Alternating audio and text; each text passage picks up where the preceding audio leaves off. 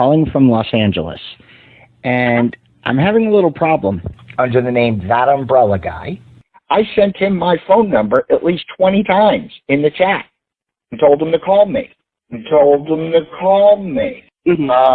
ignored me. I'm a man. I filed the report. If you guys could take a look at it and give me a call back, I would love to hear what you guys can do to help us. We really need to kind of stop this guy at least until Monday. I told him to call me. I'm a man.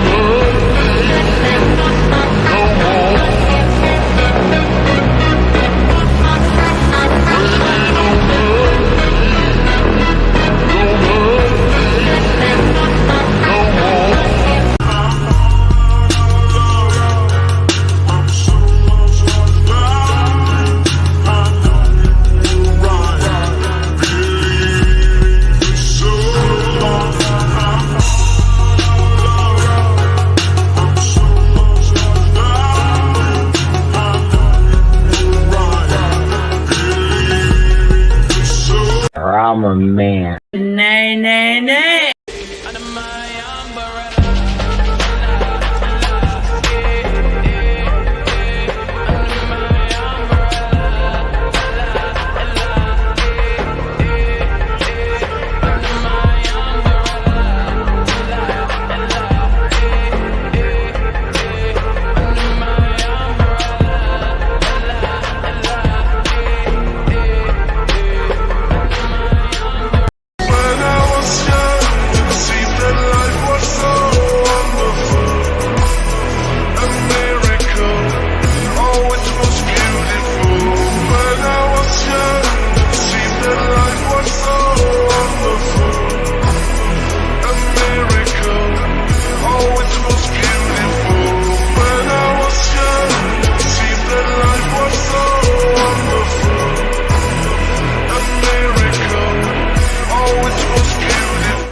Hey there, welcome to another day edition. I know what's going on. What's next? Cats and dogs living together? Oh, wait, they do that sometimes.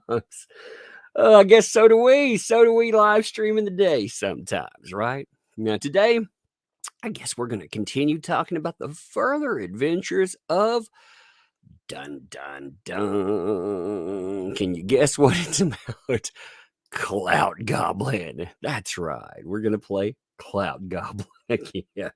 Don't I have a day job? I took a couple of days off is what I did. You know, I had a day the other day. I had a day where I called, I've been working long enough that you can, if you're in a position where you've worked in an industry for a while, when you go in and you negotiate what you do, make sure you negotiate for good time off. You know, like if you ever get in the position to do that, I negotiated for almost 4 weeks off in a year, and I get sick days too. So I can do what I need to do from home these days because I don't like doing direct client care anymore. I've talked about that before where I just don't do it. But yeah, I had a day where it was like, I talked to my, I don't want to say boss. I don't feel like I have a boss person. Well, I have a boss, but it's not like I have a direct overseer in everything I do. But I talked to them the other day and I told them, you ever had just one of those days? And I told them, I'm either going to take a day, which I took 2 days off. I'm either going to take a day or I'm going to take a year off, one or the other, because I was not happy about it. Dealing with the state and everything else, and mental health is not fun, So I'm doing this. The kids have homeschool and everything, so they leave in the afternoon. And if I'm not, I can clear this time right here and clear the rest of the day. That one's when they get home. If I want to play video games with them or whatever, that'll be fun. It also means we can cover the newest batch of crazy on top of talking about what's coming up. So yesterday we discussed the dropping of the Daily Beast article. We've actually discussed quite a bit. We've had 3 live streams worth of stuff. That tells you how much stuff is out there, right? Because these live streams have been decently on point. I mean, usually I'm all over the place with live streams, but I've tried to keep them decently on point. I'm not going to say that like they're not all around here and there, but again, decently on point. Yesterday, a Daily Beast article dropped about Eliza Bleu. Don't know Eliza Bleu still? Well, Eliza is somebody that it looks like all the layers are falling apart. She's yet another, depending on who you look at, she's either another Amber Heard for an Elon Musk, another problem. It's somebody that may turn on them well too. She's somebody that claimed advocacy. She used it looks like survivors as body armor. And you had a Daily Beast article drop yesterday exposing almost everything on her. Well, I wouldn't say everything on her. Maybe that's the wrong way. They left out a lot of gaps. They made it very political. But they exposed a lot about her and they added in new wrongs. There's other stuff out there, though. Now, yesterday, Eliza locked down her Twitter accounts on it, too. And that's been interesting. Now, there's a glitch. I want to be fair in when I say this, okay? There is a glitch going on in YouTube. A lot of people have, or in Twitter, rather, and a lot of people have their accounts locked. Having said that, it's very interesting that her timing very much aligned with the Daily Beast article dropping, and her subs just bleeding off. I mean, at an insane amount. What's up, Native Irish, by the way? Thanks for the 20. No statement on that. Thank you, my friend. Oh, another one. Hey, Native Irish, thanks for the additional there. John wants that card, but you have to sign it to add to our collection. LOL. I thought about making a few of those just for fun. Like just going in. I could probably make 50 of them or something. If people want to like pick up a like a real one or something. I think the prints start at like 25 or 50, so I could probably make 50 of them. Clout Goblin cards. If you really wanted to do that, I think that'd be funny. Jennifer, thanks for the tip. Thanks for all you do. Enjoying these days off. Yeah, I enjoy I don't know. I just I thought it would be better. Like I know people work. I've been leaving these up too, but I thought it'd be fair to the people in the UK that tune into the show. There's a lot of people in the UK that do. It may, I don't know how it hits numbers. Yesterday to fun. Today's a little lower than start outs, but that's okay. Like I said, fairness in the UK's. Give me 1 minute. I'm letting it build for a couple of minutes before we really get it. Apologies too. I started 5 minutes late because I fell asleep. Dreadnought, thanks for the 2 live stream episode 3, Recall of the Revenge of the Clout Goblin. That actually might start once so the thing she's going to tweet about today, she actually, even behind the tweet, you can't lock down everything and still do damage control and keep people from seeing what's there. When you lock down everything, people can still see what's going on. Now, what she's doing behind there is she's deleting messages. And she's still messaging, but she's doing it from the safety and comfort of what she thinks is her little built-in safe place. That's my opinion. I know, like I said, there is a glitch going on Twitter. At the same time, her timing, no. So she tweeted this today. I think it's very suspect. It tells you a lot there. What's up, Stacy? Thanks for the 20. Had to join the crowd. Thanks for all you do, Tug. Hey, thank you for that too. Had to join the crowd. Well, I thank you for that. Appreciate it. Native Irish, thanks for 5. I'll pay for it tenfold. LOL.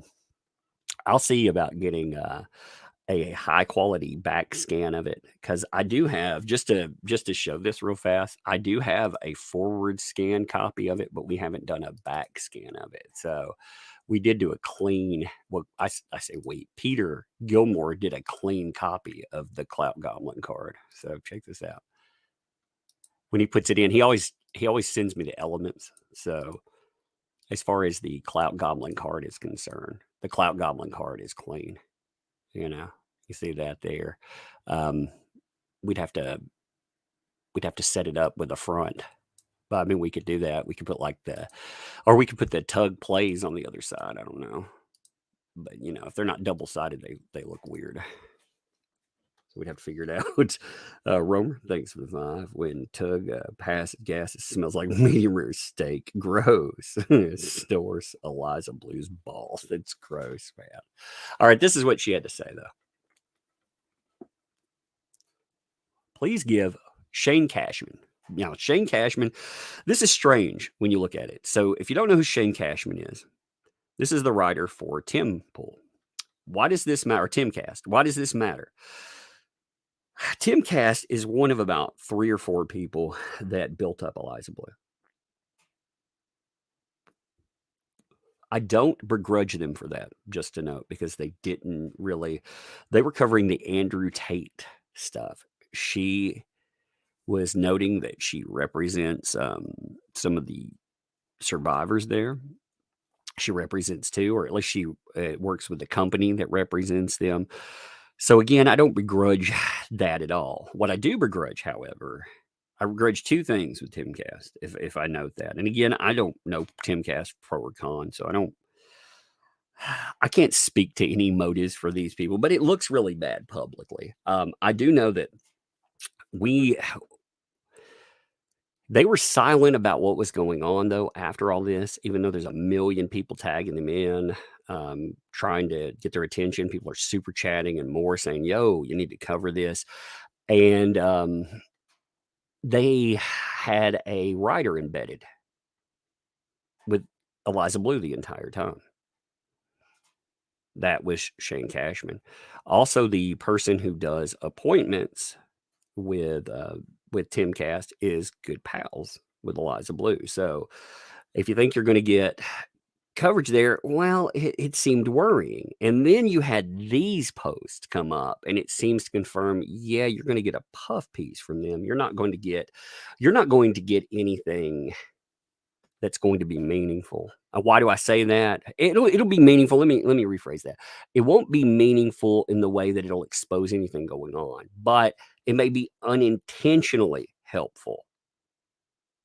The intended effect is a puff piece, it looks like. But the unintentional, yeah. Heather, thanks for the 5. The goblin needs a few purple hairs, maybe earrings. No, that's not. It's not anybody. I don't know what you're trying to infer from that. Obviously, I would never make fun of another human being. I would never ever do that. So, if I'm talking about clout goblins, I don't know what you're talking about there.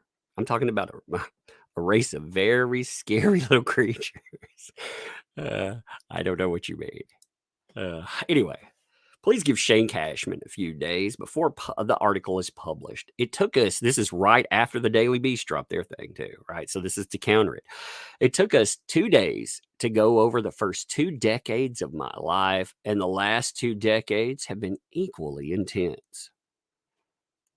He did many interviews outside of me as well. He has a book's worth of writing to do. Now, apparently that writing does not include the quartering, by the way, or I'm taking it as Brittany Venti. This statement came up from the quartering. So here, check this out. Just add this into the fray.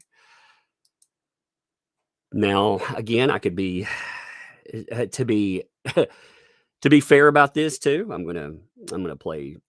I don't want to play devil's advocate, but I'm going to be a little fair about it. I'm going to say that the interview process definitely started or was booked before. So this was always supposed to be a puff piece.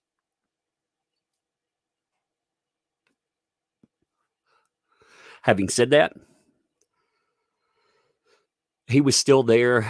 They took pictures together and posted them 2 days ago. They had pictures together and stuff. So they definitely overlapped time when the drama started.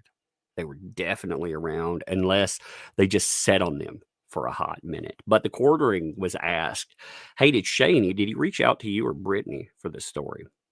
If not, that leads me to question what's going on in Beanie Town, in Timpool Town. Are they going to do a serious article or a puff piece? And Quartering just answered, again, he said he doesn't want drama with Tim Pool. So this isn't about drama with Tim Pool. It's just answering the question. No. And also he sent a DM asking him about it this morning that was not returned yet. So that was hours ago. So he did.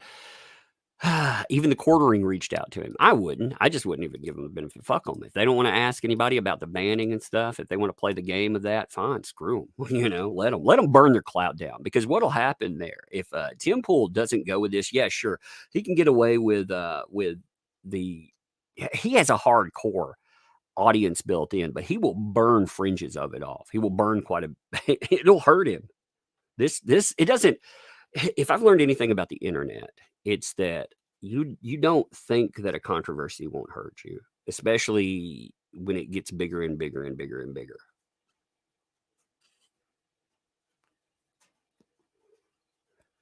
If Tim wanted to stay out of this too, he went about it the totally wrong way. He basically, a couple of days ago, he posted about, hey, do you want us to cover the story? Do you want us to do that? Then there was some blaming of the Quartering. I felt like Quartering felt like it, but I definitely felt like it, when I looked at it about why we haven't covered it yet, even though, again, they had a writer embedded.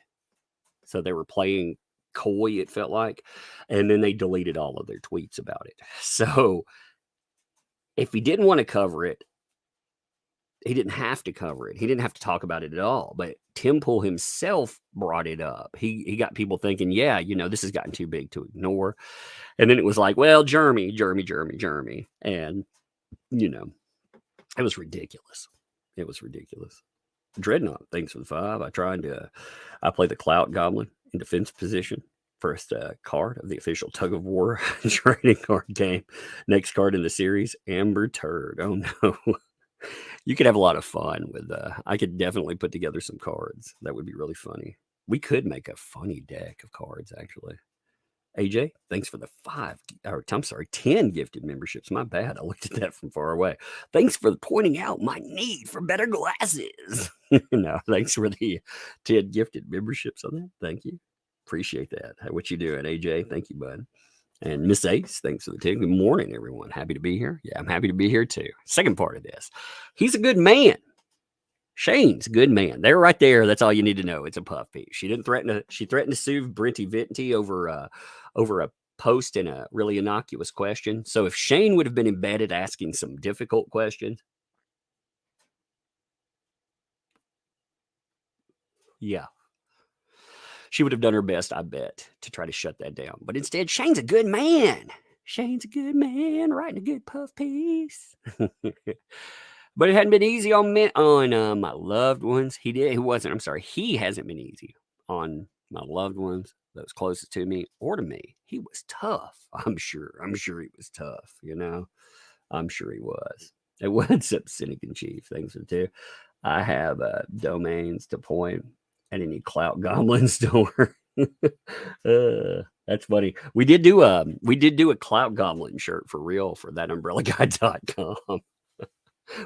We did. We made that. So that card, like for real, we made it into a shirt. It is on ThatUmbrellaGuy.com. Just to say, when we're goofing off, he knows that he has been tough enough where he pulled out details of my story that I didn't know existed because I wasn't the one with the information. Wait, what? You lived your story. How did you? How would you be the one with not? I mean, I'm curious what that means. My God, I'm going to love dissecting this thing. Oh my God, I'm going to love taking this thing apart. I am. I'm going to take this thing apart with a fine-tooth comb because it needs to. I mean, for real. It's going to be a puff piece there. I've never had a puff piece written about me. It's funny. I've never had a puff piece written about me. I've had a lot of hit pieces written about me. Never a puff piece. I don't think I would want one, just to be honest. It's better to live as a villain, you know what I mean? Then if you ever do anything wrong, you could be like, what did you expect? I'm a villain. That's what I'm gonna do. The next time if I do anything like terribly crazy or wrong, I'm gonna be like, "But I'm a villain." That's what you get. Heather, thanks for the 2. Queen Turd has a nice ring to it. Playing cards, that's funny. Harvard Berserker, thanks for the 10. Looking forward to the Avenging Pickle card. Indeed. So to be clear, she notes she didn't get paid for that. Usually you don't get paid for a puff piece. Usually you pay for those, but it looks like this one was free. So her saying this is just kind of, I don't know, that's a bizarre addition to this to me.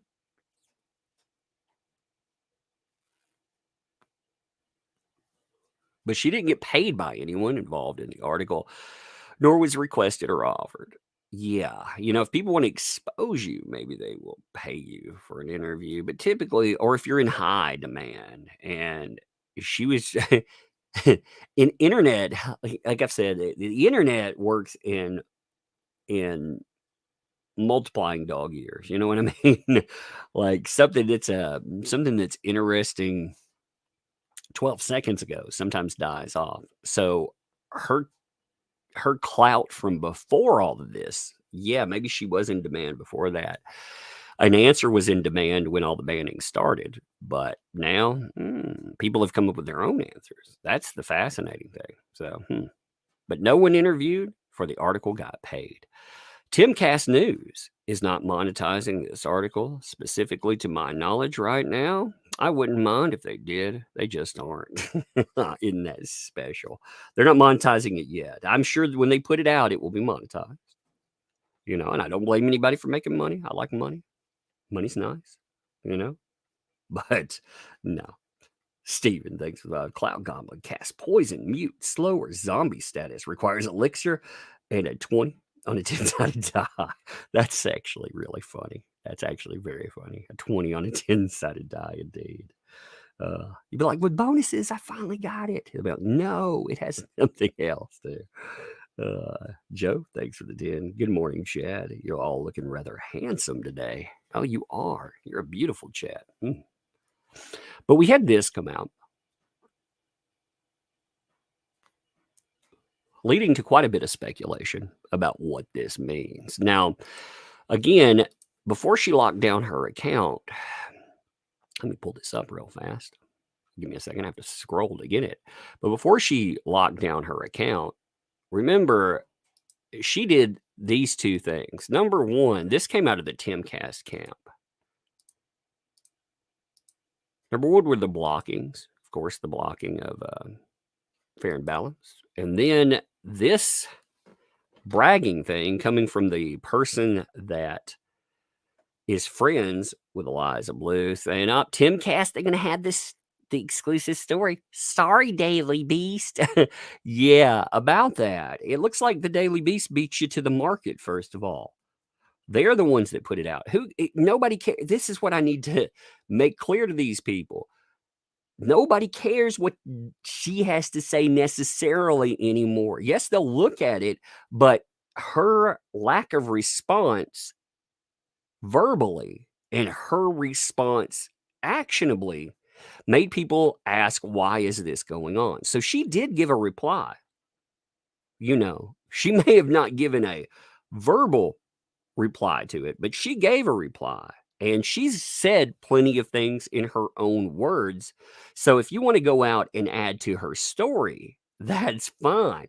But I tell you, like this attitude right here, we got the exclusive. Yeah, you got an interview with her. And if you make a puff piece about it and you don't expose anything in it, talking about, well, this conflicts with that conflicts with that. If what she thinks is coming, now again, they could read the tea leaves, as it were, and they could be like, yeah, we've got the ammunition. We're going to put together the piece that needs to be put together. I mean, if I were planning a puff piece, I would either drop that fucker. I would drop it like, I'd drop and bury it. Doing that would be its own comment.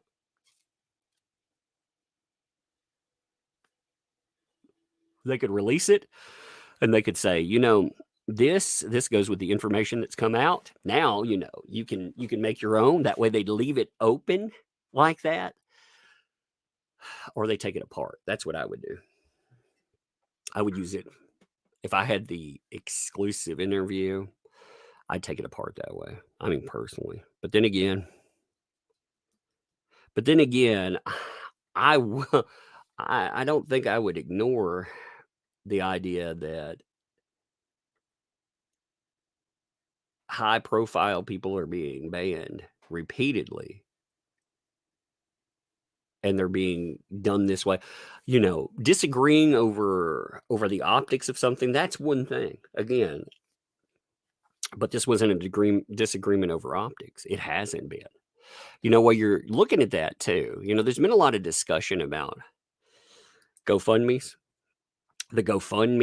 and of course the charity that she put together. The Quartering actually put together a good thread on the charity that she supposedly did. I do like the word supposedly because there's a lot of questions about that.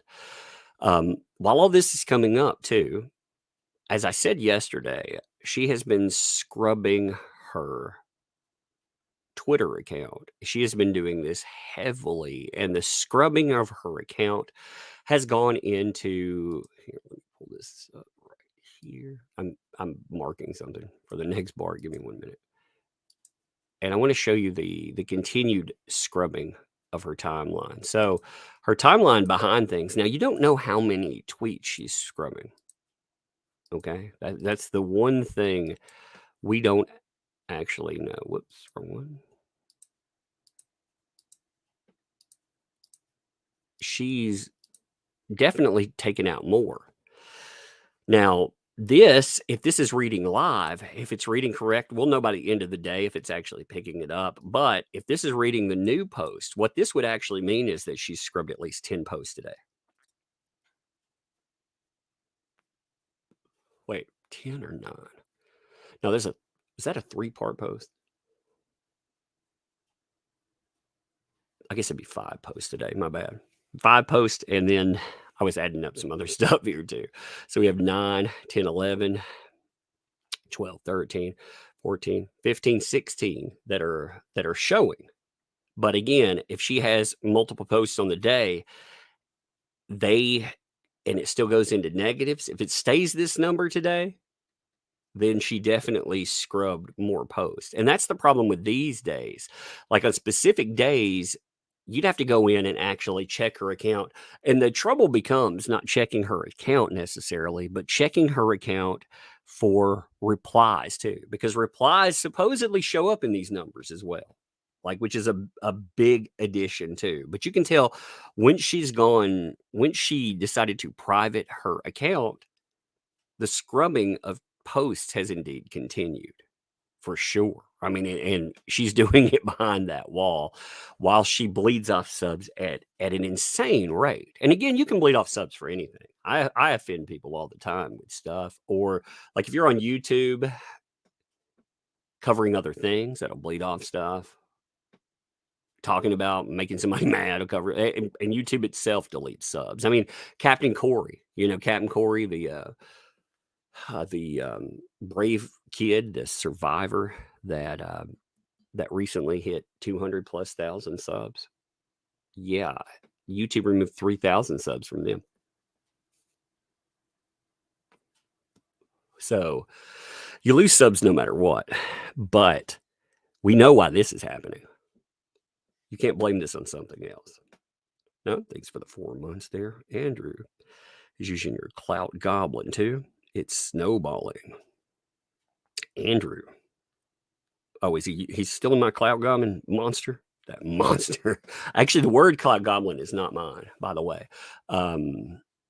The person who cemented it there, I think I saw it used before, but the person who really like gelled it for everyone was the Quartering, and it got me laughing. So I was like, clout goblin. So I put it in for card. So that wasn't my first thing. Deborah, thanks for 13 months. Wishing the whole family peace. Have a wonderful day and know you're blessed. Indeed, I'm having a good day today.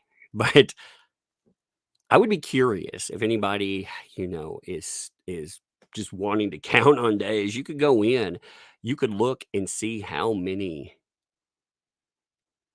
people, I mean, how many posts rather are showing for days versus what's there, and you could actually come up with a better count. You can trace when this popped off, though. What was fascinating about the Daily Beast, see, the Daily Beast lied about when this happened. They lied about the dates. They said that it popped off on the 6th because of Andrew Tate, and that's actually not correct in any way, shape, or form.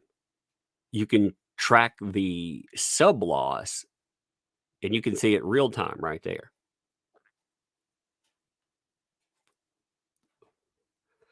And if the Daily Beast also, I always wondered this, if the Daily Beast gets involved and they're saying all of this is right-wing backlash, wouldn't that by default make them right-wingers? But they don't want to say that, right? They're like, wait, no.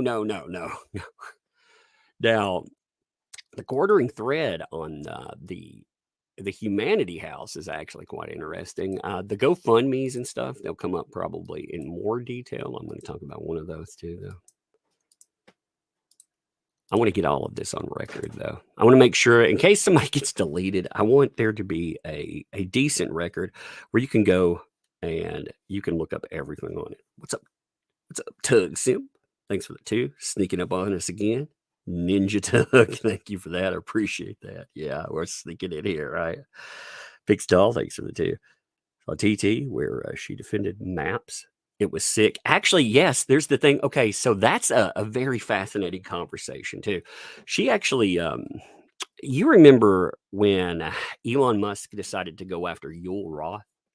Do you know who I'm talking about? Well, if you don't know who I'm talking about. So the old head of Twitter and safety made a comment that, let's just say it, let me see. Let me see if I can find it real quick. Musk. So they brought him up, and they pretty much called him a pedo. You know, I mean, that's pretty much what. Here's a discussion. So Musk did this, and there's a point for me saying this, okay? Especially what came out with Eliza Bleu. So Musk actually went after Yul Roth, saying that he was in favor of children being able to access adult internet services. Plus, there were other statements about, let's just say they were taken at least as access to kids. But Yul Roth said he had to flee from his home because of all of this stuff that's coming up, Now, the interesting thing about that is, if that is a reason for Musk to speak out, then why wasn't Eliza Bleu a reason to speak out when she was advocating for 13-year-olds? I mean,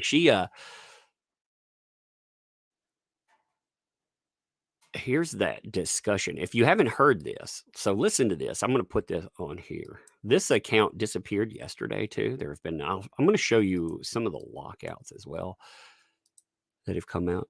But this was the discussion that has been noted. I want to put these two things together, though, because it's an interesting little thing that shows you how Elon stands with some people and he doesn't with others. But listen to this, and we'll play the beginning again in a second.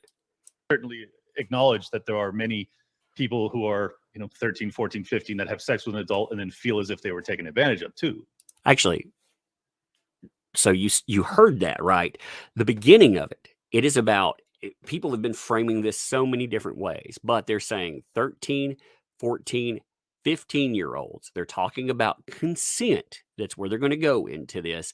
And they're talking about sex with adults. Okay, so this isn't some access to pornography. This is beyond that. I'm not saying the other one wasn't, but I'm saying if you're going to compare the two, yeah, they at least had the same weight. I would say this has even more. Both are on the spectrum, but this is actually about, this is supposed to be a survivor that's going to speak out and a survivor advocate. So listen to what she has to say. Oh, 100%. Okay. Okay, so let's focus on the worst. Yeah. Okay, so let's pretend like we all have our like utopia. So if I could answer this in utopia, right? In my Utopia. perfect ANCAP utopia. Each community, and each so it'd be each caregiver, parent, and community, including teachers, potential faith leaders, and neighbors, will decide if the child is ready to consent and look at the child's behavior. Do they have a job? How is their education going? Are they cognitively available to have sex with this individual? And then also look at the history of the individual as well. So does this individual have a history of abuse? Yep. And So you heard that, right? They're gonna have the community get together with the parents and faith leaders, and they're gonna bring in the dude that delivers milk to you, and actually we don't have a milk delivery guy, but you get my point there. We're gonna have we're gonna have the guy who works down at the Piggly Wiggly that bags the groceries. We're gonna ask everybody what they think about the kiddies having sex, and if they decided it's okay, according to Eliza, 13 it is, huh? Spoken like an advocate. God, I'm like, what the fuck, dude?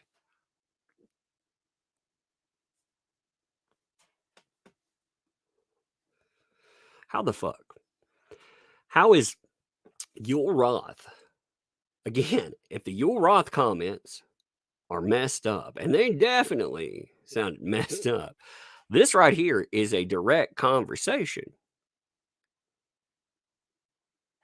about ages of consent. And again, you have to take where that came from, 13, 14, or 15. Even Eliza uses the word child. That's what people miss in this conversation. I mean, listen to how she brings it up.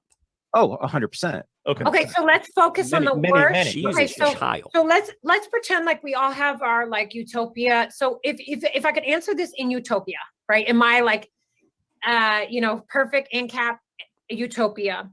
Each community, and each so it'd be each caregiver, parent, and community, including teachers, potential faith leaders, and neighbors, will decide if the child is right there, child. So conversation was about adults. Conversation is about when kids can consent, and they're using the word child. I mean, what a fucked up conversation.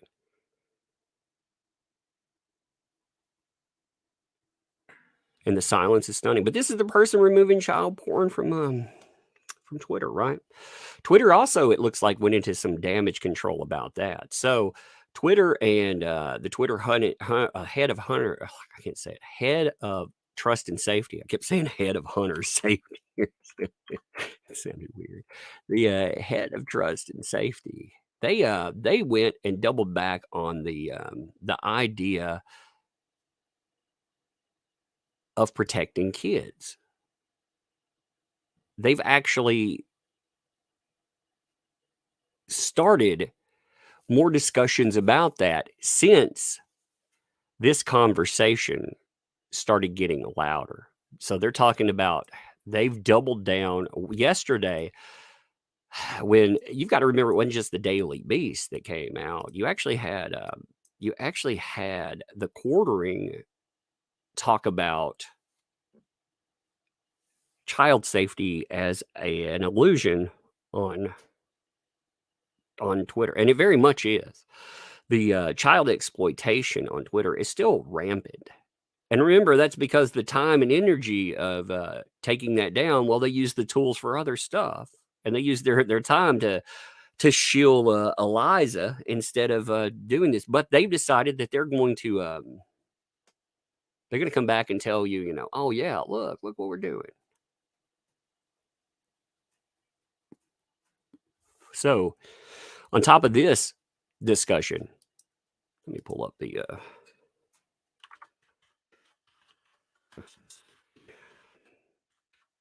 pull up her Twitter too.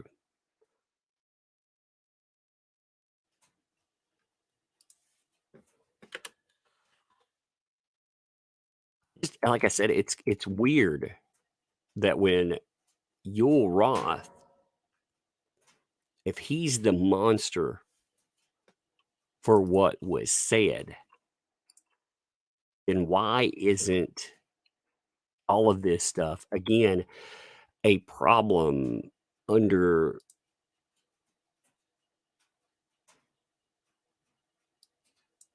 you also, I mean, you've had, on top of that, there have been other call outs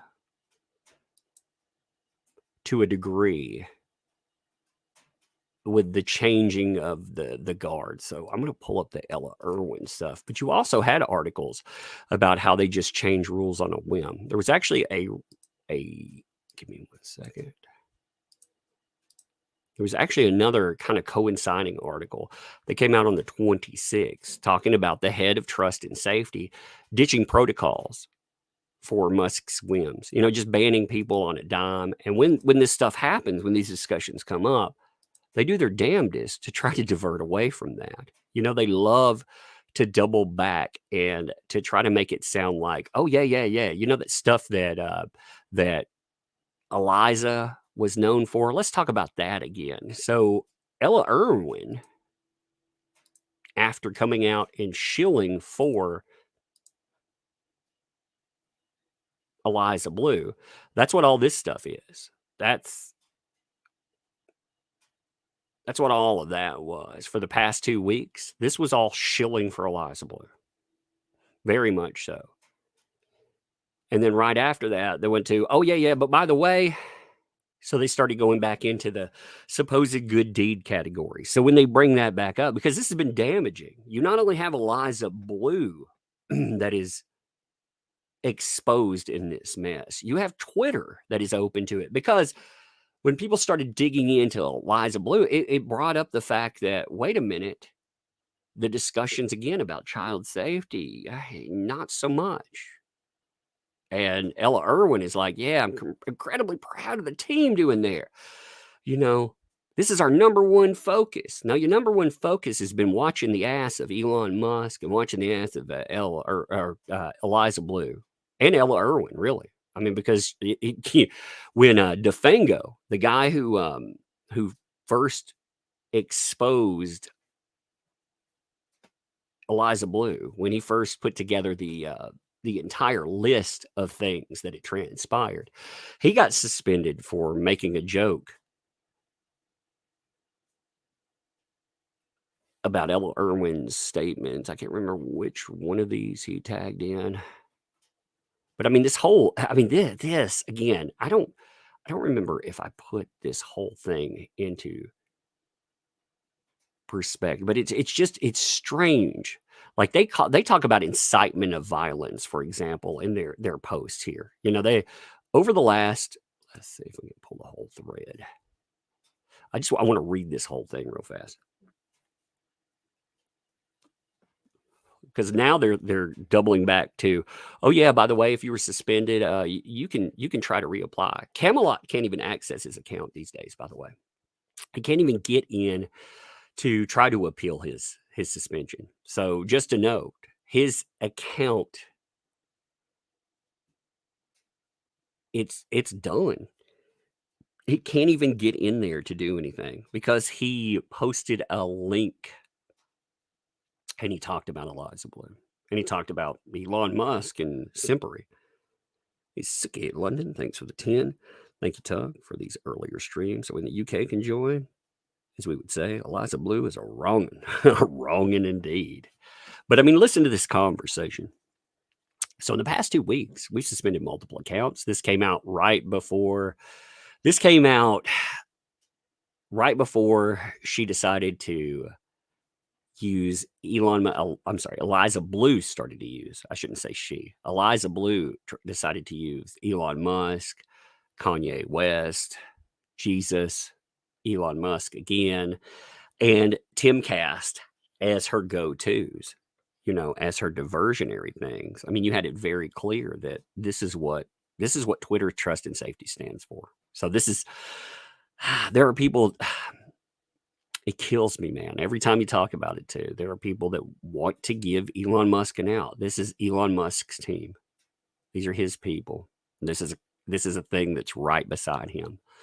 So in the past 2 weeks, we suspended multiple accounts and or restricted content, causing confusion for users. Unfortunately, we can't answer questions or share details about specific users and account actions, but here are some things that have led to these types of actions.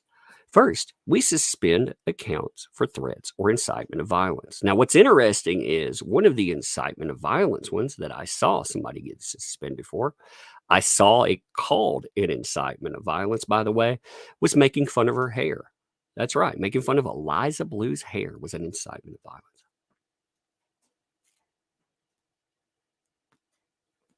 Why? Well, look at the reasoning here. This includes, for example, declaring war. What does that mean? What does declaring war on a person mean?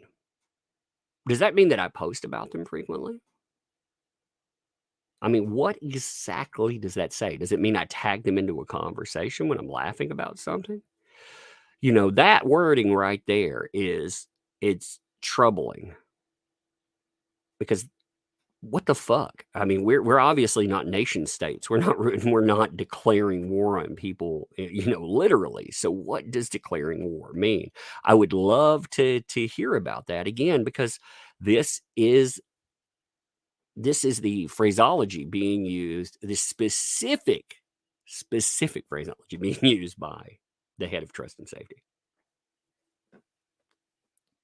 So declaring war on an individual or group of people based on race, religion, etc., and asking your followers to join you in this fight. What does that mean too? First of all, there's the etc. So declaring war. So I guess if you talk about a person under the etc. and your followers, they're like, oh, snap, baby. Is that declaring war?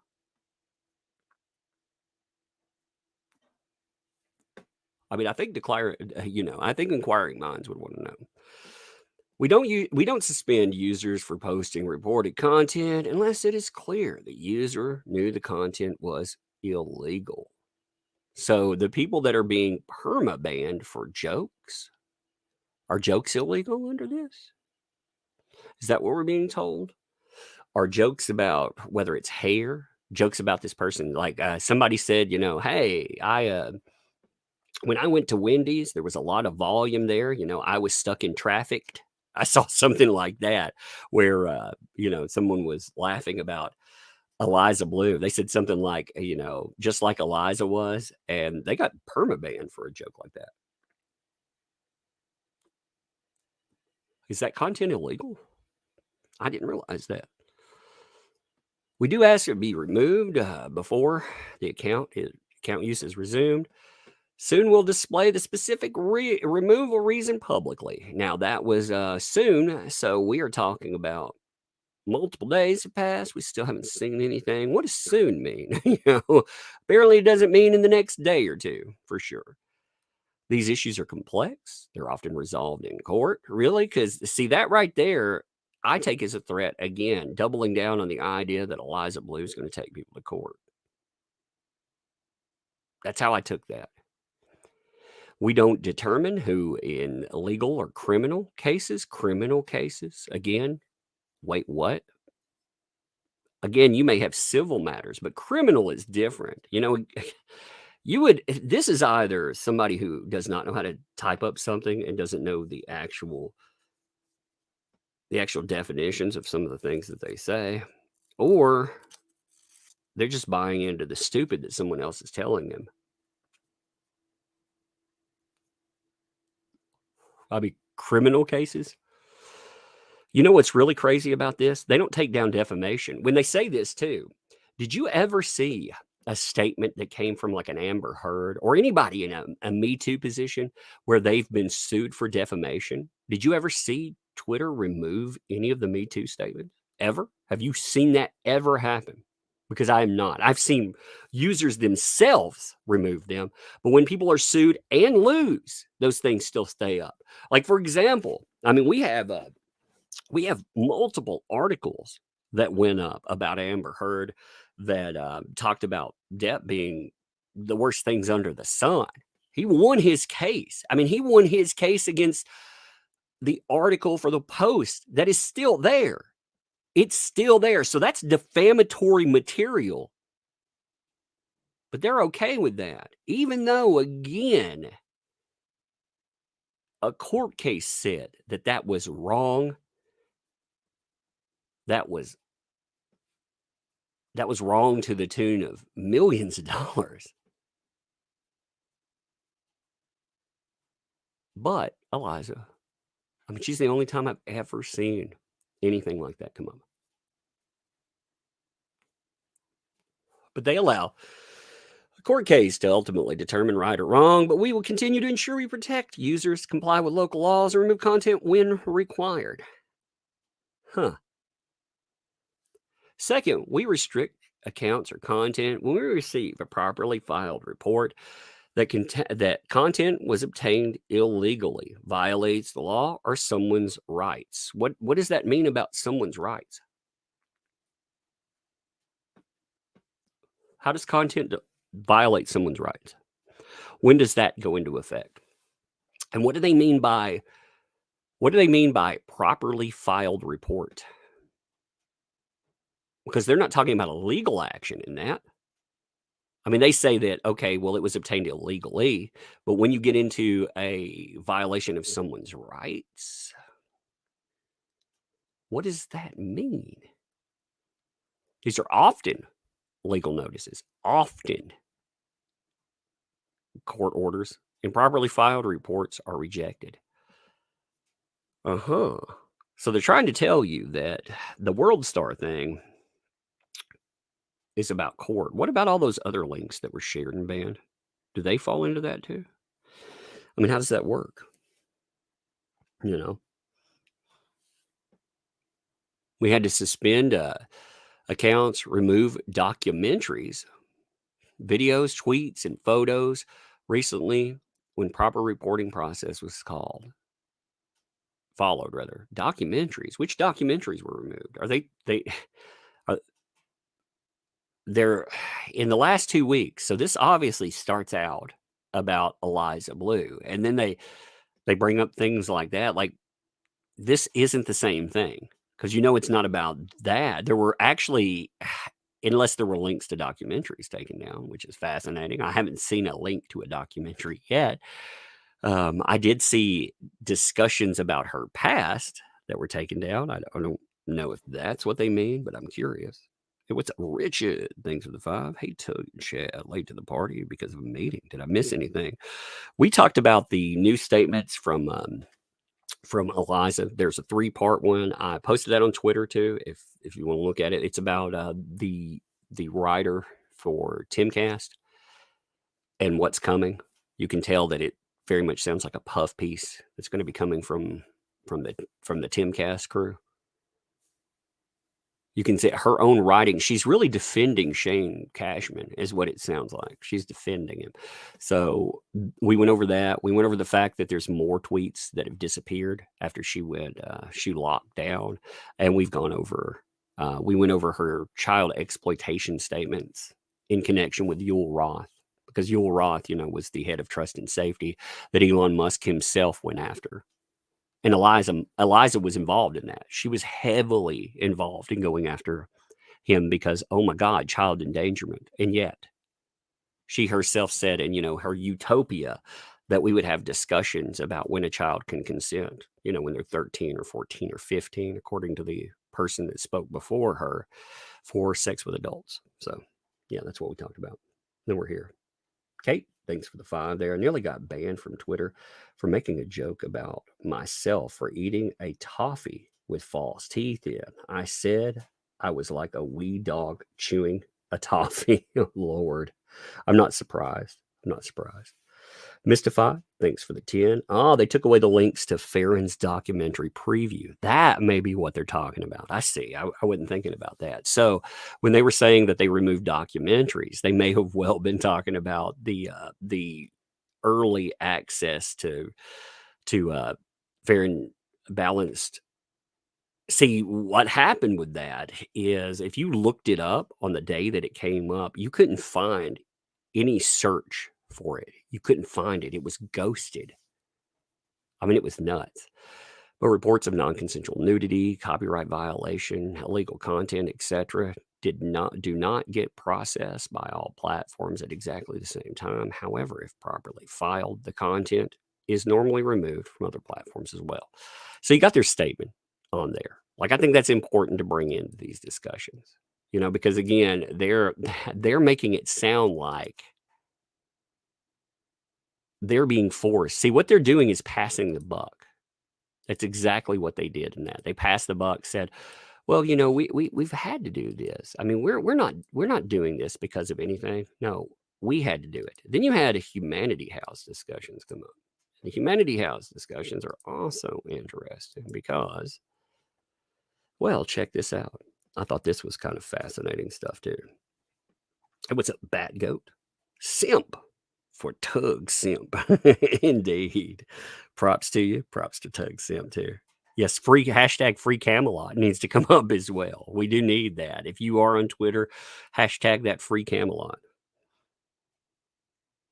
What's up, Jay? Thanks for the 10. Isn't declaring war an act of intentionally causing physical harm? Well, we found out you could be human trafficked on Twitter. So I guess the human element and, doing actual harm to people is, I guess that's just a state of mind these days, right? But this thread came up, and I thought this was interesting. You'll have discussions about the GoFundMe scams. I believe they're good. If a lot of the stuff that's going on is a scam, then they're scams too. That's how I would define it. But March 29th, 2020, Eliza Bleu proudly announced to the internet that she had opened a home for trafficking victims called Humanity House. It is my pleasure to announce that Humanity House. Oh, yeah. This is how, actually, let me start it at the very beginning. My bad. So this is part 3 of the Clout Goblin story. TM. Son. Nope. Clout Goblin TM. Come get yourself, boy. He's like, trademark my hind end. Tug is playing the Clout Goblin, my friend. Cloud Goblin TM. That's hilarious. That's really funny. I saw Jeremy posting too that he was like, man, after Timcast and some other stuff, like I don't trust anybody on the internet these days. I know how that feels, man. I trust a handful of like YouTubers with stuff, and I appreciate the chat and everybody who builds up your platform. But yeah, trust is fleeting, man. Internet. If you've been friends with someone like a year, usually I figure they might be all right. Because again, friendships, they also age in or amplified dog years on the internet. So, but yesterday's Eliza Bleu files, I revealed how she falsely took credit for removing child porn from the internet. I caught all of that in the live stream. Today, we get part 3. How Eliza Bleu, Clout Goblin, not TM, courted Andrew Yang with wild lies about creating a home for trafficking victims. Now, in all seriousness, I mean, he was the first laughing about it. Someone else probably used that. And people have talked about Clout Goblins before, but him in this case saying that was really funny. But on March 29th, 2020, Eliza Bleu proudly announced to the internet that she had opened her Humanity House. So this is what she said. It's my pleasure to announce Humanity House. Give me your tired, you poor. Oh, my Lord. Are we really going with this speech too? Are we really, is that going to be the Eliza Bleu?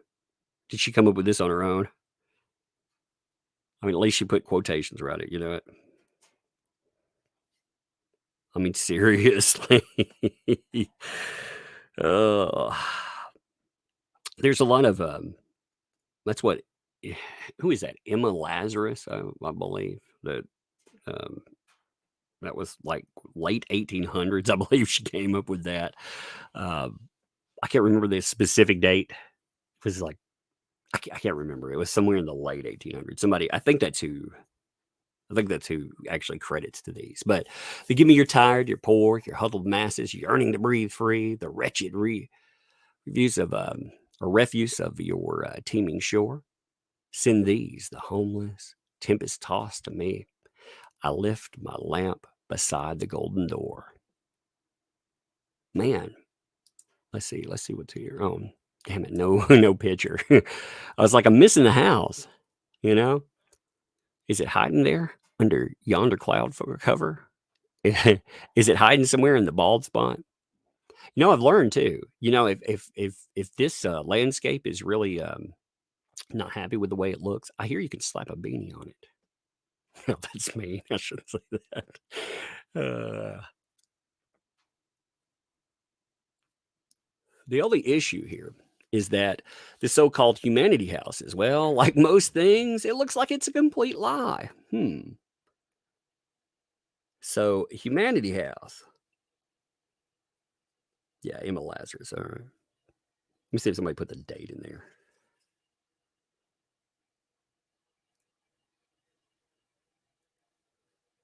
Yeah, it's the statue. Well, yeah, it's on the Statue of Liberty, but the person who came up with it, I believe, is Emma Lazarus. Somebody look up the date. I just need to know. I don't want to look it up in the middle of the live stream. Here's her statements about the house here. So on March 9th, 2020, just 20 days before the announcement or the announced opening of the safe house, she appears to be crowdfunding or fundraising. As usual, something doesn't add up. So she's raising money at that time. AJ Stone, I don't know if I got your 5 gifted memberships there. If I didn't, thank you for the 5 gifted memberships. If I did, still thank you for the 5 gifted memberships. Thank you, my friend. I love watching those drop into the thing. I love seeing everybody with memberships. But if any extremely wealthy people want to fall off the grid until the beer bug is past, I'll rent you the extra house on the farm. 550 acres and no neighbors for miles. Just to sweeten the deal, all proceeds go to turning that house into a safe house for the survivors of human trafficking. So you notice, like at the time here too, you know, likes, but then Andrew Yang. So Yang Gang, what are your life goals outside of Yang?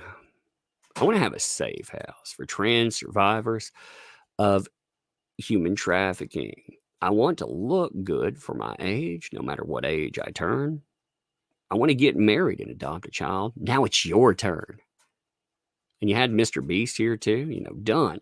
I'd use the money to finish the safe house. So it was a comment to Mr. Beast about what we would use money for on my farm for survivors of human trafficking. So she's talking about, yeah, you know, hey, I want to rent that out. I'm going to get people there. Here's so let me throw this in here. You know, she was talking about looking good for your age, man. Here's a little. I'm going to keep this short, but when my grandfather passed away, it looked pretty good for his age. You know, he was rolling up on 70, and I was like, man, you know what? He kept his hair color. That's awesome. So we were packing up everything for my granddad. You know what I found? Hair dye. I was like, what? I felt like somebody had just slain Santa Claus for another time. I was like, no, my hair will turn gray. No.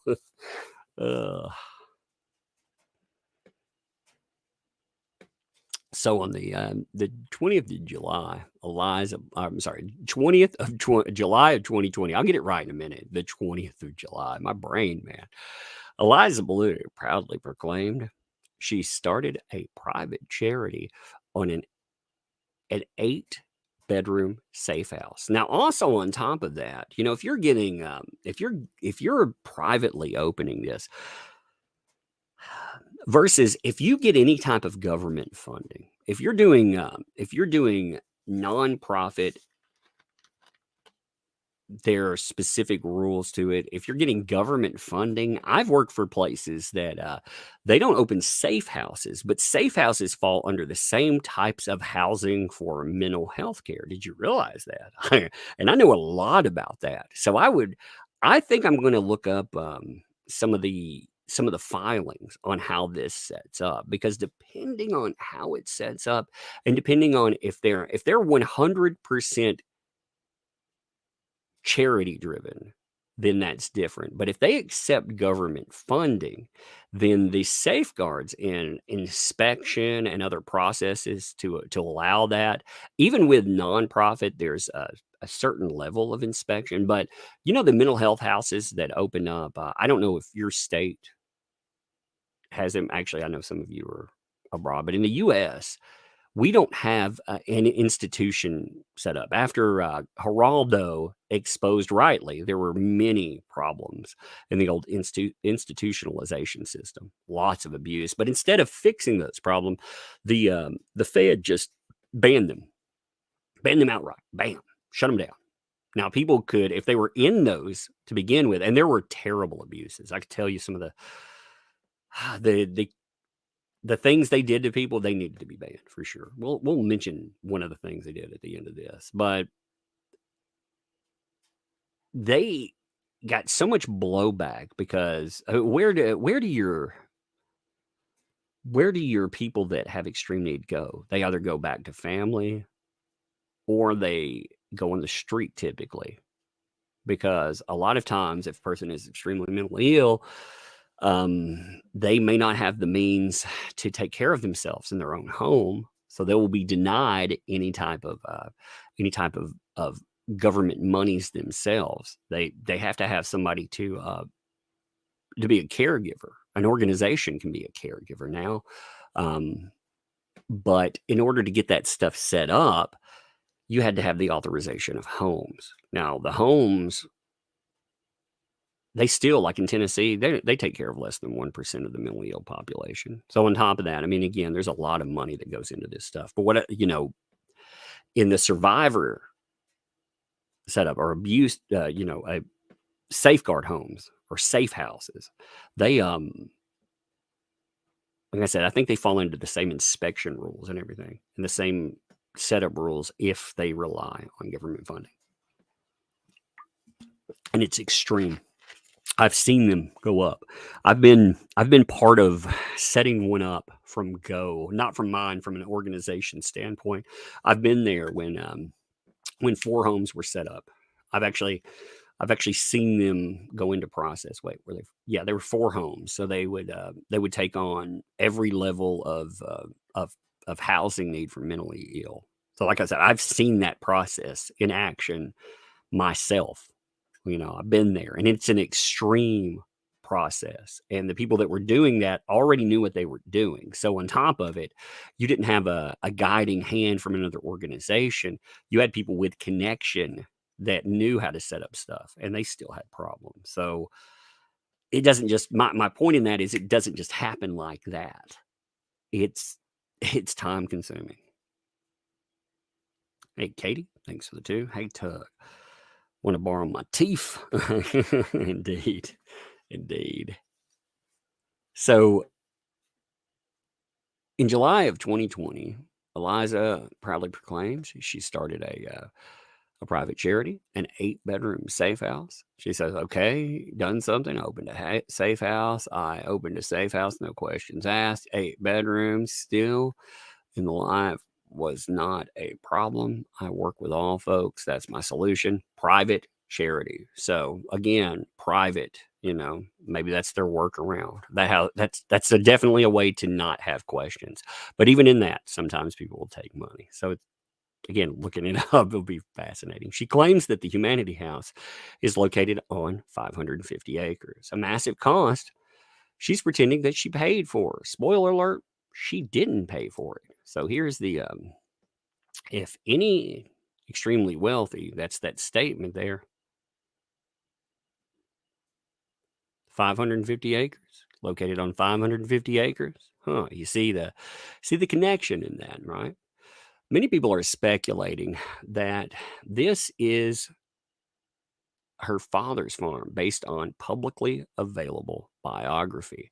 Unless you want to believe that someone who crowdfunded $1,600 to go on vacation owns millions in farmland. And, you can see the discussion about their farmland, how much land that they own. They maintain 400 acres of crop ground and 100 head crowd herd. So with crop ground, if you're maintaining a herd, you're going to have a herd that is not an amber. You're going to have to have more acreage. So that's 400 acres of viable crops on top of another, whatever, 150 acres. That would definitely do it. Dreadnought, thanks for the 5. I was stuck in traffic the other day. Does that make me a victim of trafficking by her definition? It sounds like it. It sounds like you can just say whatever you want, and that becomes trafficking by her definition, weirdly enough. Susan, hey, what's up, Susan Dolan? Thank you for the 17 months. Hey there, Tug. Do you think AH will get jealous of all the attention you're giving to EB?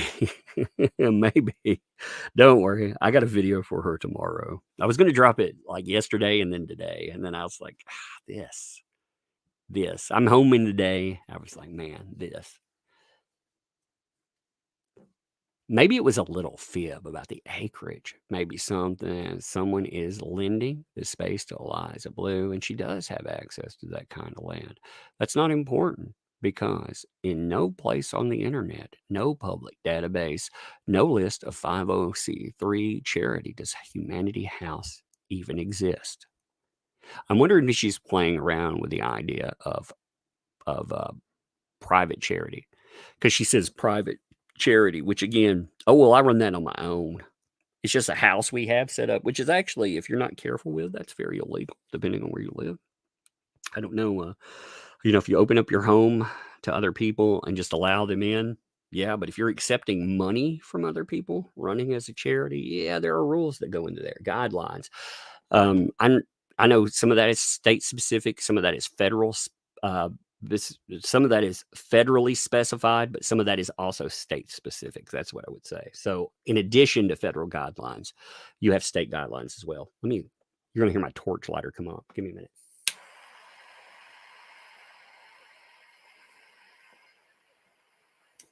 All right. Listen to my torch lighter. Hey, Mimi. Kay, thanks for the 3 months. I'm so blessed to be here, Tug. 6:30 a.m. now in Aussie land. Doesn't matter. You sound good anytime. Thank you. Thank you there. 6:30 a.m. in Aussie land. Well, welcome to the early. I got up really early this morning, so glad to have you here early in the morning, too. Now, she made sure Andrew Yang knew about it, though. See, before Eliza was cloud goblining, Elon Musk, she was cloud goblining Andrew Yang. Andrew Yang, huh?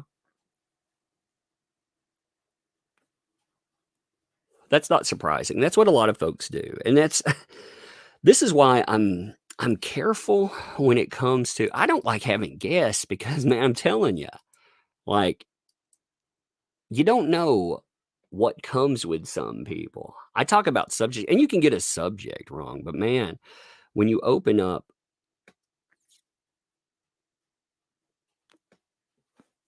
the floor to people and you give them the platform, man, there's so much.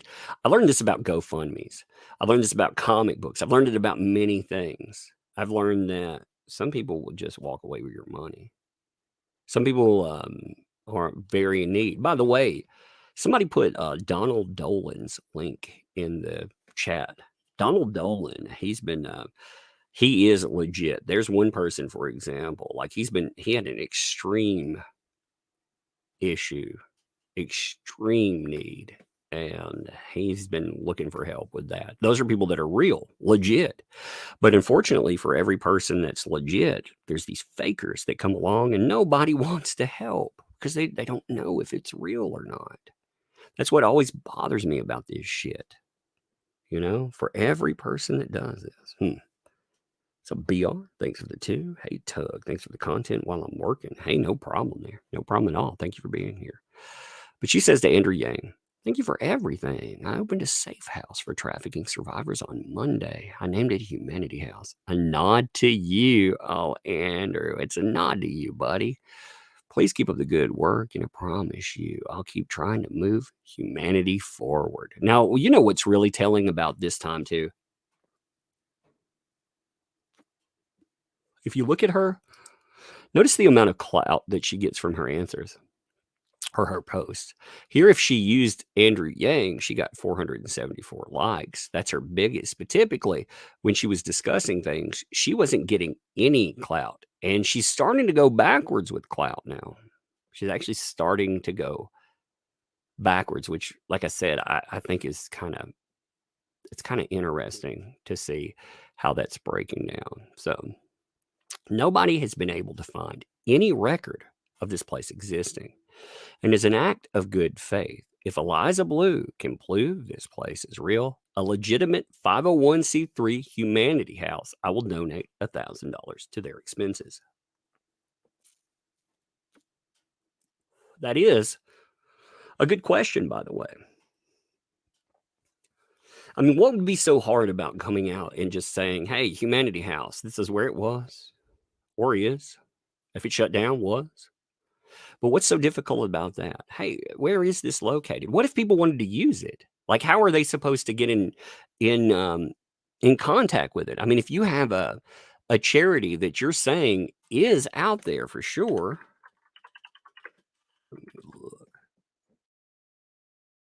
Like if I look up Humanity House, let's see, safe house, victims, domestic abuse, anything. Let's see if we can hit it on anything. Even hit a mention of it. So it's strange to have something and to say it exists and yet not be able to find any place where it's ever mentioned. Like how are you supposed to utilize that? Like that, see, that's what I don't understand. What would be the problem? Some people are like, oh, how can you question that? Well, okay, let's just look at it from the people who use its perspective. What if I got a person I wanted to send there? How do I do that? I mean, it's supposed to be an 8-person. How do they get that? Do they get private referrals? They could say that too. Well, we take private referrals. You should at least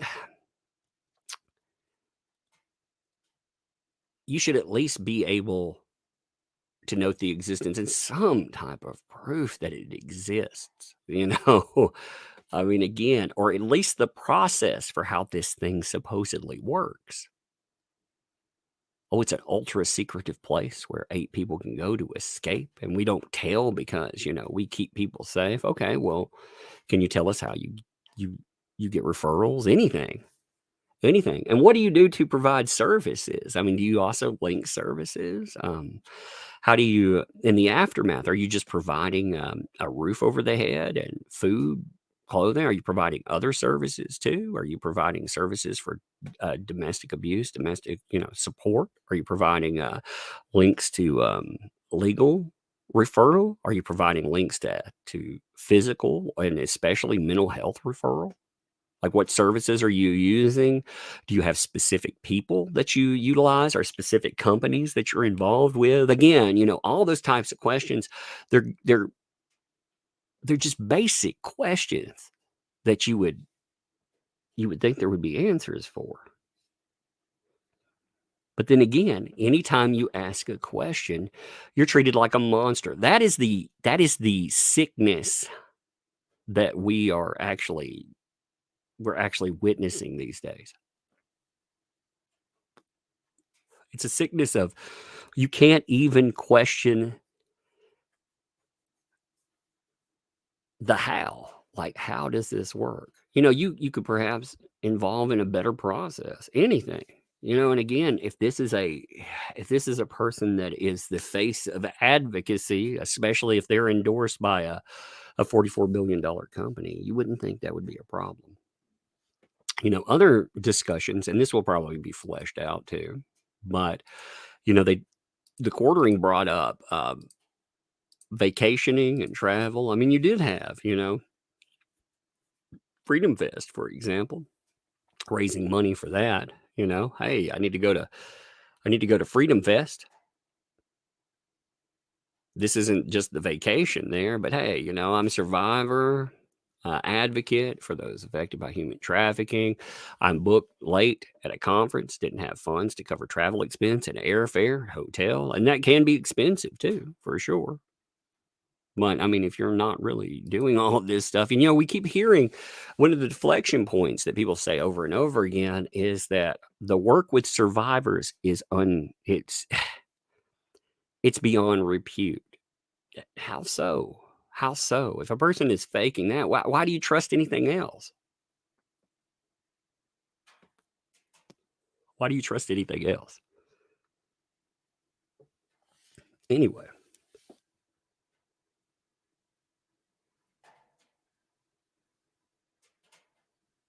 Her scammer friend, Annie Dunwall, probably gave her the idea with a safe house. That stuff with Annie Dunwall is messed up too.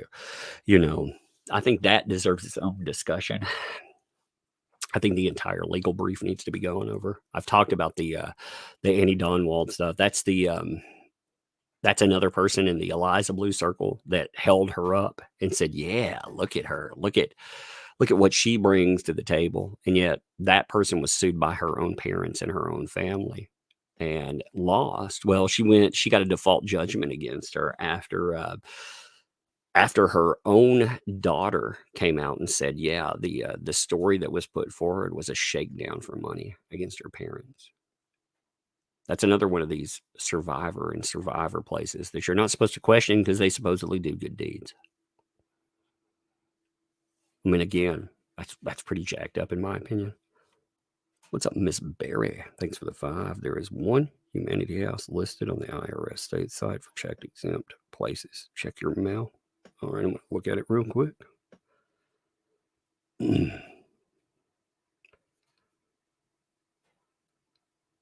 me 1 second.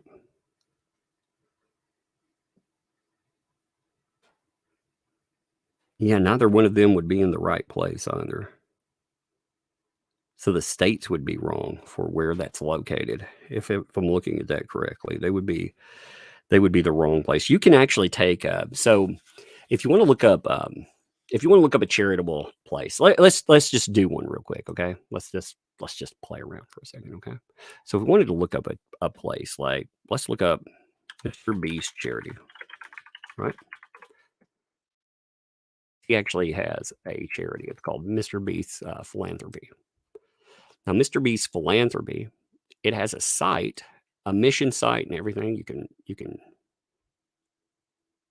find all of that pretty simply online. Check this out. So you could find the place for it, but more importantly, the easiest way, usually if you're looking up, you can find another thing that goes with it. And the other thing that is real important with this is you look up, there's a little number that goes with it. It's called an EIN number. The EIN will, you can look it up. You can easily find the charity. You can easily find out about it.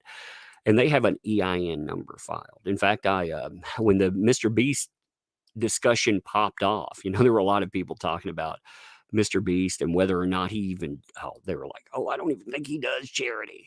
And it's like the dude runs an actual charity. Well, can you prove it? Yeah, you can actually prove it. It's pretty easy to do. You just go, you find the EIN number, then you look it up.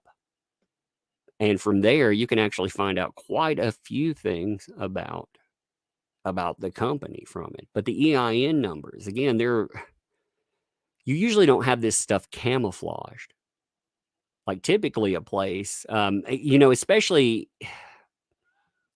if they're a for-profit business, there may be something different, and you can have a for-profit setup that it still gets government funding and more. That stuff happens in mental health too. There's nothing wrong with that. You've got to pay your people.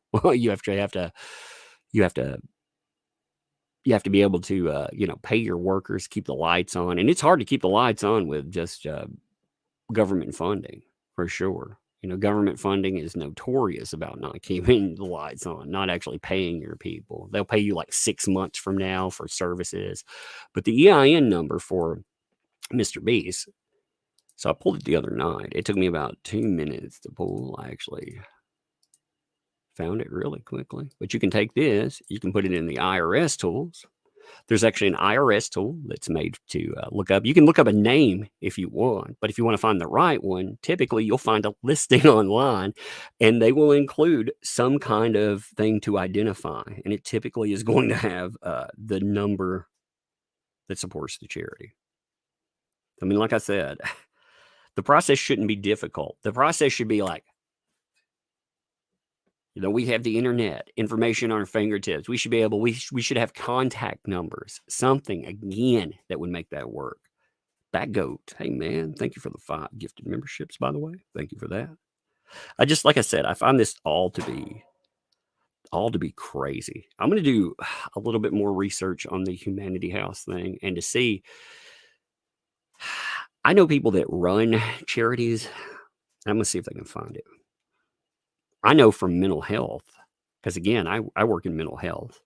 I do. And if you doubt that, if you want to look it up, people doxed it. So, I worked at a place before. I'm not going to tell you where the fuck I work. That's a different thing. But you can find out that, yes, I did definitely work in mental health.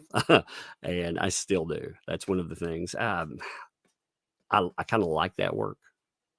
It's not a good pay work, but I worked in factories at one time and it was not very fulfilling. So, you can make a million grommets in a day. But man, you change one person's life where they can do something better. Whew, it's a much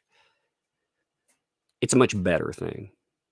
What bothers me too, she talks about trafficking victims. So I worked with clientele in the past. I do not do one-on-ones anymore. I just kids, as I've discussed. I don't like especially if you have kids. Some people can do this stuff all day, every day, but you'll find that you have little kids, like you get them, they're in the worst shape ever. That, not to take anything from them or say, "Ooh, look at me." It's just it will mess you up inside. It will very much mess you up inside. It will make you you can experience like secondhand trauma from it, and what I mean by that is emotionally, like you get to the point where you can't, keep the wall up that you need. And you look at the world differently because you see the monsters in the world. You see them very clearly and they're everywhere. But some of the clientele, yeah, they very much have been traded. I've worked with children that have been trafficked by their own parents. They were kids that had been adopted, but they were having problems. I worked with a kid that they didn't speak anymore. They just shut down totally. Like they did nothing. They said nothing, and they would have inappropriate behaviors and all types of stuff. And it was horrific shit. So you need advocacy groups out there that do something, because there's so much. The need is, once you peer behind that veil and see the reality of it, is horrific. It's beyond description. Like it's not just the individual portions is horrific, but when you look at it as an overall overarching problem, it is so prevalent that it's terrifying. And this is the stuff that we know about. Like what we don't know out there is that's equally terrifying. But people that distract from that conversation, like Eliza Bleu has distracted from that conversation. She has taken away from those people that they need the engagement of it. They need the help. And they're not getting it. They're not getting it because right now people, they distrust these groups or these charities. They 100% we're questioning everything. And That's understandable. Questions do need to be asked, but they should. There was a question of why Eliza had never been questioned at this level too. That's because, the lies get so big that they can't be fake. You know what I mean? Like, even though they are, it's the same mentality where a Bernie Madoff is able to do what they do. I'm not comparing the two. She's not on a Madoff level by any means, but at the same time, I mean, it is a huge lie. And the lie is transparent if anyone puts it under even the smallest level of scrutiny. But people accept the lie because it's there. It's been upheld by trustworthy people. And you also, there's this expectation that it's been checked by other people at other levels. I mean, like I said, that sucks too, because when you're giving money, if you gave money to a charity that doesn't exist, that detracted from survivors too.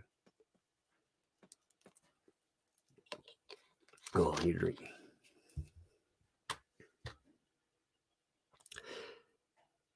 I really, really think we just scratched the surface of discovery. Oh, I do too. That's why, I figured we would do one discussion on this person, and we would be done. But it's taken me, like, I wanted to do a video on them, and there was so much material that it went from, well, I'm going to do a video to I'm going to do a live stream to I'm going to do comprehensive overview live streams. And there are multiple parts so far. As I've been leaving them up. If you look at them as they go in, you can pull up the live stream link in YouTube, the ones that I've left up, because I don't leave up live streams often, but these I've left up are all about this subject. And we may have talks like this at the end.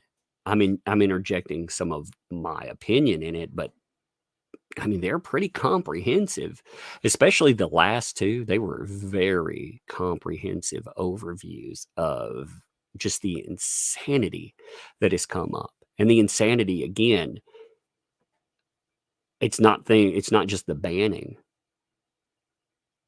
It's all the other pieces that have fallen in. But anyway, all right. Well, hey, I'm done today. I think we're good. I think we're good with today. I probably, if I do a live stream tomorrow, then yeah. Some people keep asking me about the I hope that's not cherry Coke. Oh no, those can't be cherry Cokes, can they? You know what? I've cut back tremendously on caffeine. I've cut back a lot. I've been drinking water. I wasn't drinking hardly. I was drinking like a little water in the day. It was just running on caffeine and funk. And I have added in quite a bit, But yeah, I still have caffeine on me. Getting it there though. I added in better, like a tea in the mornings. To cut away from that, I've added in water. I'm starting to walk and do that. I also have a stationary bike at the house, so some of that helps. Hey James, thanks for the 5 too. Had Eliza Bleu not censored people, her lies would have likely been ignored. That's scary. Yeah, we keep being told that we shouldn't be calling them out there. It's crazy, isn't it? But anyway, I'm gonna end here. Thank you. We will do whatever tomorrow. There'll be a video tomorrow too. All right. And check out ThatUmbrellaGuy.com and get that clout goblin on. Later.